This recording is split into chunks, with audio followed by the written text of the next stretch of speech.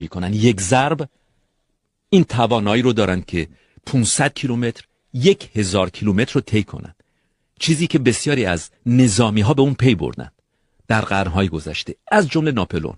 چقدر که به داد ناپلئون رسیدند، چقدر که به داد دریانوردان ما رسیدند، دریانوردانی که در قرنهای 14 و 15 شروع به دریانوردی کردن، اما امیدشون به این کبوترها بود که در میان اقیانوس اونها رو پرواز بدن تا بقیه خبردار بشن که چه بر سر اونها اومده، کجا هستند.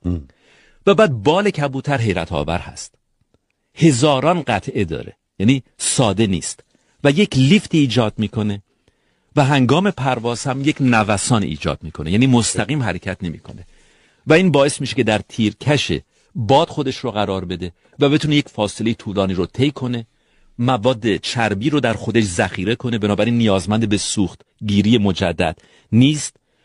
و حیرت آور این هست که پرنده فداکاری هست، پرنده‌ای هست که عاشق هست، در این تردیدی نیست. شما تصورش رو بکنید. عاشق همیشه.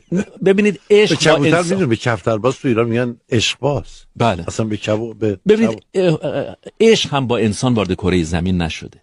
من نمیدونم اگر اسم این عشق نیست چی هست که پرنده‌ای تشنه و گرسنه ترجیح میده یک ضرب حرکت کنه تا هر چه زودتر به دیدار معشوق خودش برسه.